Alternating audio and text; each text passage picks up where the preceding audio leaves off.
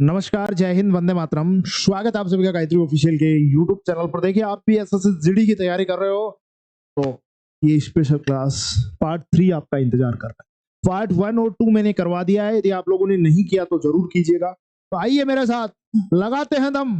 कितनी है तैयारी देखता हूं। बहुत स्पेशल क्वेश्चन है, आपकी जो एग्जाम है उसके लिए बहुत महत्वपूर्ण क्वेश्चन है। तो आ जाइए मेरे लाडलो वर्दी के दीवानों, और इस लाइव सेशन को अपने दोस्तों के साथ में शेयर जरूर करते जाएं।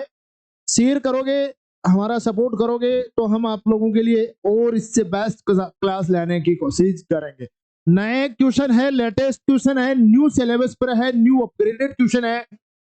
आपकी एग्जाम में धमाका करेंगे ये क्वेश्चन, ये मेरा वादा है। तो लीजिए मेरे प्यारे लाडलों के लिए पहला क्वेश्चन है, रव। रव का पर्यायवाची शब्द क्या होगा? आराम होगा, आलोचना होगा, आश्चर्य होगा या आवाज होगा? कमेंट सेक्शन में जवाब दीजिए। रव, रव क्या होगा? रव, रव यानी होता है ध्वनि, शब्द, आवाज और स्वर। याद कर लीजिएगा, रव के पर्यायवाची है भैया ध्वनि, शब्द, आवाज और स्वर। राइट जवाब क्या हो जाएगा आपका? क्या हो जाएगा आपका राइट जवाब? आवाज। कितने स्टूडेंट ने इसका राइट जवाब दिया है कमेंट सेक्शन में बताइएगा। डगर है, मुश्किल कठिन सफर है, फिर भी मुसाफिर सो रहा है। जो सोएगा वो खोएगा, जो मेहनत कर लेगा वर्दी पा जाएगा। कि एक दिन इस कदर तैयारी करना है कि हम आपसे मुलाकात करें और आप वर्दी में मिले, तब हमारा और आपका पढ़ाने का जो ये मोटिवेशन काम है, पढ़ाने का जो ये अपनी स्कीम है, ये काम आ जाएगी। तो लीजिए अगले क्वेश्चन पर आइए। और देखिए, एक आप लोगों के लिए खुशखबरी है। खुशखबरी आपको जब क्लास पूरी होगी तब बताऊंगा।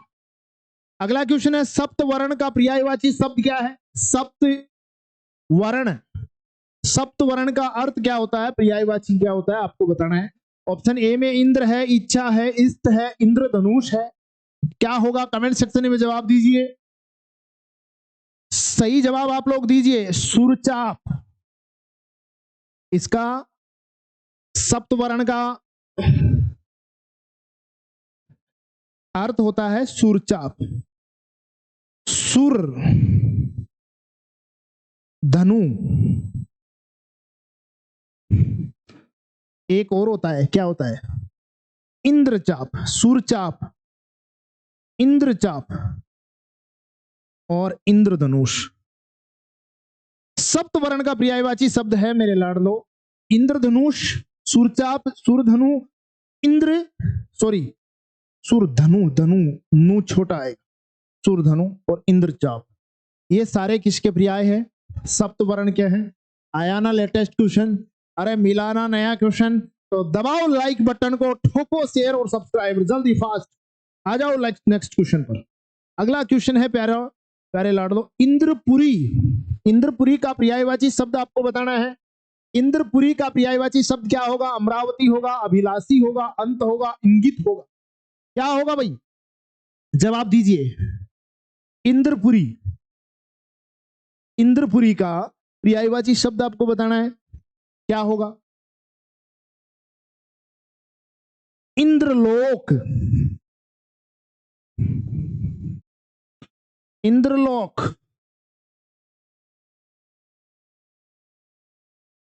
देवलोक, स्वर्ग और अमरावती। सही जवाब आ जाएगा आपका। कई बार यहां ऑप्शन में सुरलोक भी आ जाता है। क्या आ जाता है? सुरलोक भी आ जाता है। तो जवाब देख लीजिएगा, इंद्रपुरी। इंद्रपुरी का पर्यायवाची अमरावती, इंद्रलोक, देवलोक, स्वर्ग और सुरलोक।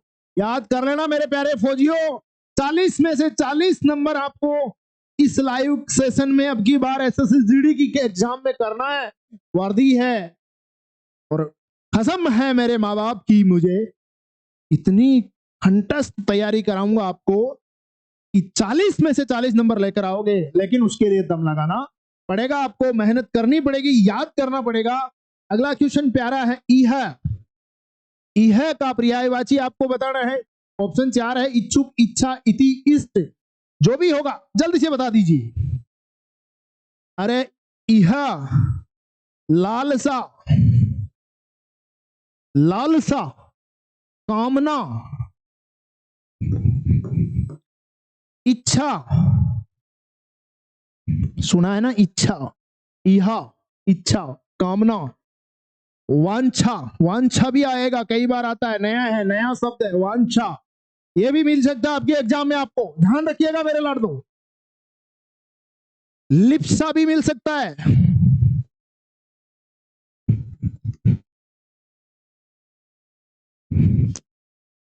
स्पर्शा भी मिल सकता है। राइट जवाब क्या होगा? इच्छा हो जाएगा। इह का पर्यायवाची इच्छा हो जाएगा। अगले पर आ जाओ। 5 पर्यायवाची मैंने इस क्लास में आप लोगों के लिए तैयार किया है। अगला है प्रत्याख्यान। प्रत्याख्यान का पर्यायवाची शब्द बताना है।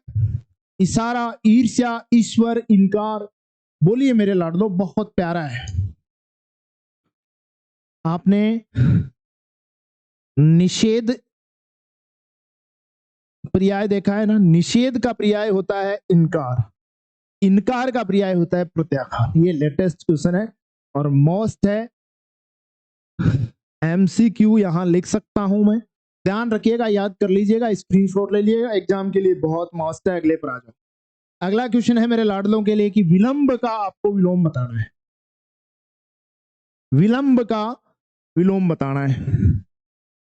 ऑप्शन 4 है विलास, विराम, विलंब और विशिष्ट। विलंब का विलोम शब्द आपको बताना है, जल्दी से बता दीजिए। अब मैं आपको ये बोल दूं विलास का विलोम क्या है, तो विलास का तो तपस्या है। विराम का विलोम क्या है भाई? विराम का विलोम अविराम। क्या है? कमेंट सेक्शन में आप लोग जवाब दीजिए, अविराम। विलंब का विलोम, हाँ भाई, विलंब।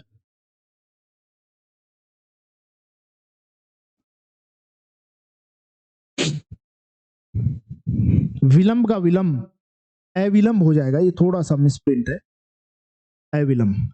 और विशिष्ट का विलोम क्या होगा? विशिष्ट का विलोम बताइए। विशिष्ट का हो जाएगा मेरे लाडलो सामान्य। तो ये यहां आपका सही जवाब हो जाए। विलंब का विलोम शब्द है अविलंब। अगले पर आ जाओ। अगला क्वेश्चन है 7 नंबर। 7 नंबर प्यारा क्वेश्चन है। 7 नंबर है मेरे लाडलों के लिए कि विशेष का विलोम शब्द आपको बताना है। विशेष का क्या होगा? ऑप्शन 4 है विस्तार होगा, वृष्टि होगा, वेतनिक होगा, साधारण होगा। क्या होगा? अब मैं आपको पूछूं विस्तार, संक्षेप हो जाएगा, विस्तार का विलोम। वृष्टि, विशेष का विलोम शब्द वृष्टि, वृष्टि का अनावृष्टि हो जाएगा, अनावृष्टि। वेतनिक का अवेतनिक हो जाएगा, अवेतनिक। और विस्तार, संक्षेप, वृष्टि, अनावृष्टि, वेतनिक, अवेतनिक। विशेष का विलोम साधारण हो जाएगा। अब जो स्टूडेंट यहां डी जवाब दे रहे हैं, बिल्कुल ठीक है। 8 नंबर पर आ जाओ। 8 नंबर क्वेश्चन है विषाद। विषाद का विलोम शब्द आपको बताना है। विषाद का विलोम शब्द बताना है। देखता हूं कितना स्टूडेंट कमेंट करता है। अब मैं धीरे धीरे, क्षय का होगा वृद्धि, स्मरण, स्मरण का क्या होगा भैया? विस्मरण, स्मरण। चलिए इधर लिख लेते हैं, विस्मरण होगा। आवाहन, आवाहन का क्या होगा? विसर्जन। क्या होगा? विसर्जन। याद रख लेना, ये हर्ष का क्या होगा? विषाद हो जाएगा। राइट जवाब आपका ए आ जाएगा। जो ए दे रहे हैं बिल्कुल ठीक है। अगले पर वेदना। वेदना का विलोम शब्द आपको बताना है मेरे लाडलो। वेदना, वेदना का विलोम शब्द होगा सोमंस्य, चौमन से, आनंद, प्रीति, वीरत। हाँ भाई, वीरत, वीरत का तो विलोम होता है रथ, और रथ का अर्थ होता है अंत हुआ।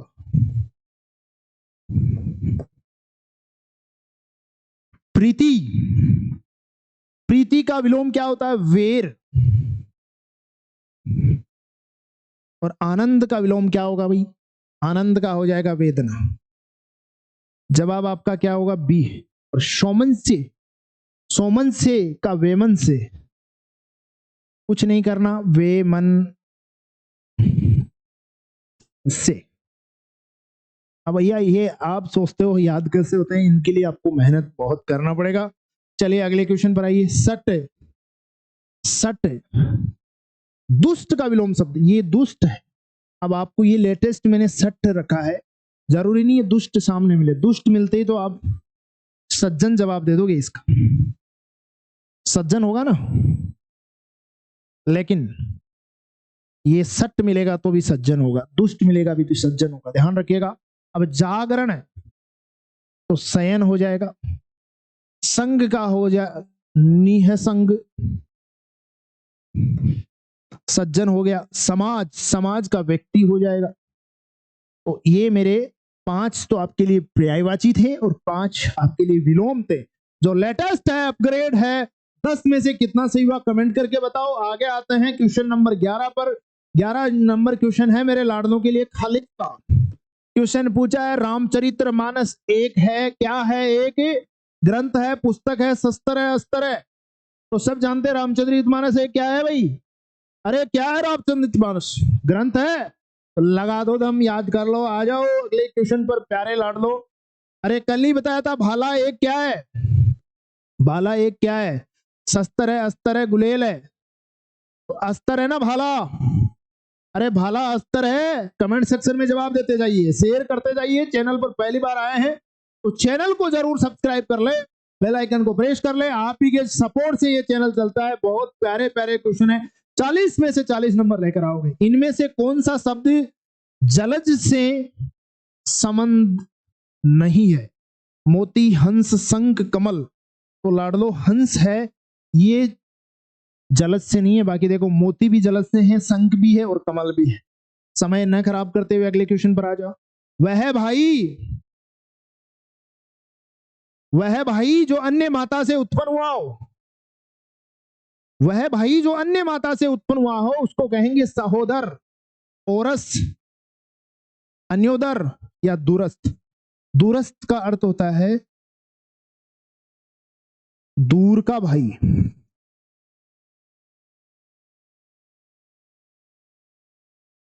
अन्योदर का अर्थ होता है अन्य माता से उत्पन्न।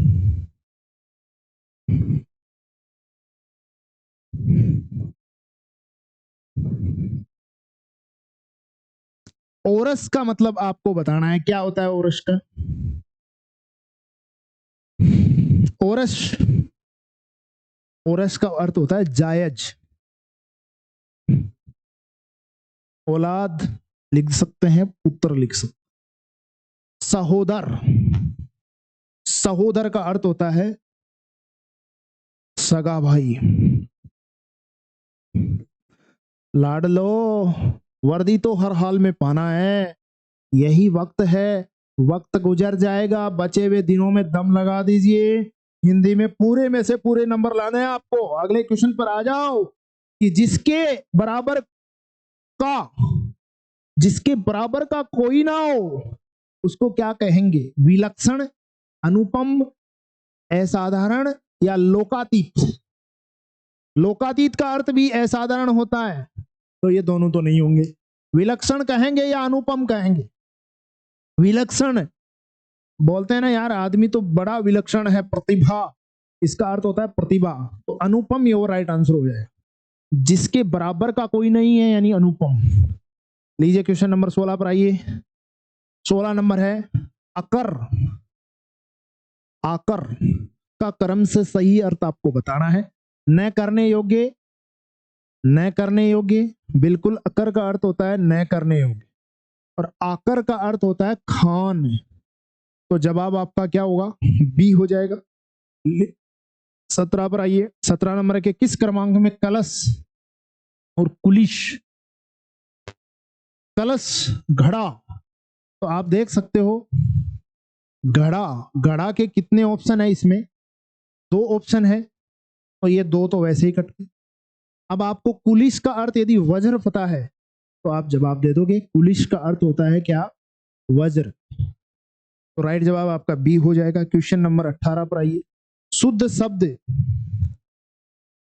शुद्ध शब्द नहीं है, इनमें से शुद्ध शब्द नहीं है बताना है आपको, यानी जो शुद्ध शब्द नहीं है वो बताना है। ये क्वेश्चन मैं आपके लिए छोड़ता हूं। शुद्ध शब्द नहीं है, कवयत्री, कौशल्या, ऐश्वर्य, श्रृंगार, इनमें से कौन सा शुद्ध शब्द नहीं है, वो कमेंट सेक्शन में आप लोग जवाब दीजिएगा। मैं देखूंगा कि कितने स्टूडेंट जवाब देते हैं। बाकी ये अगली की क्लास में आपको क्वेश्चन मिल जाएगा।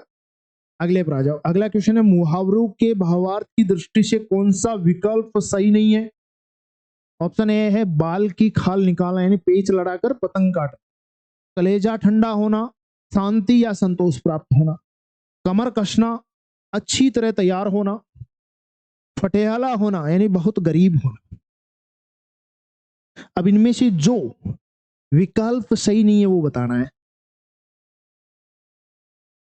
बाल की खाल निकालना यानी पेच लड़ाकर पतंग काटना नहीं होता, यही गलत है, यही सही जवाब आपका हो जाए। इसका अर्थ होता है बहुत गहराई से विचार करना।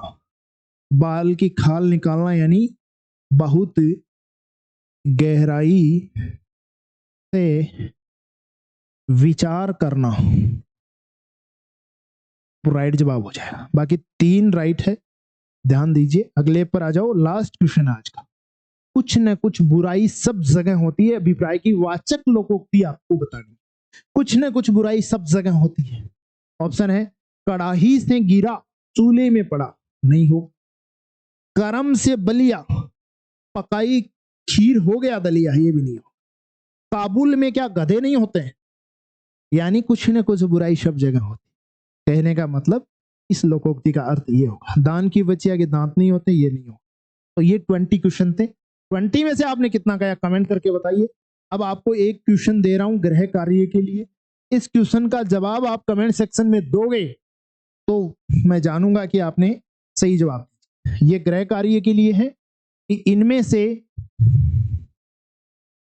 वर्तनी की दृष्टि से सही शब्द है, पड़ोसी सही है, दंपति सही है, नूपुर सही है, सादाब्दी सही है। जो भी सही है इसका आपको कमेंट सेक्शन में जवाब देना है। मैं देखता हूं कितने स्टूडेंट इसका सही जवाब दे पाते हैं। एक खुशखबरी है आप लोगों के लिए कि आज है सैटरडे और कल है संडे। संडे 12 बजे आप लोगों के लिए 5 number mock test Gayatri mobile application app पर आने वाला है, जो बिल्कुल निःशुल्क है। तो लगा दीजिए दम। वर्दी तो हर हाल में पाना है, माँ बापू के सपने को पूरा करना है, और जब तक सपना पूरा नहीं होगा न रुकना है न थकना है। एप्लीकेशन का लिंक डिस्क्रिप्शन में दे रहा हूं, अभी ऐप डाउनलोड कीजिए। ये फ्री टेस्ट है। इससे पहले 4 टेस्ट हो चुके हैं, यदि नहीं दिए तो वो भी दीजिए। इस भर्ती में अमित सर ने आप लोगों के लिए पिटारा खोल दिया है। एप्लीकेशन पे फ्री टेस्ट और ये हिंदी की फ्री क्लास। तो लगा दीजिए दम। वर्दी तो हर हाल में पाना है, माँ बापू के सपने को पूरा करना है, और जब तक माँ बापू का सपना पूरा न होगा न रुकना है न थकना है। पसीना ऐसे ही बहाना है, और जो पसीने की खुशबू है उसी से वर्दी मिलेगी। मिलते हैं अगली क्लास में, तब तक के लिए अनुमति दीजिए। जय हिंद, वंदे मातरम।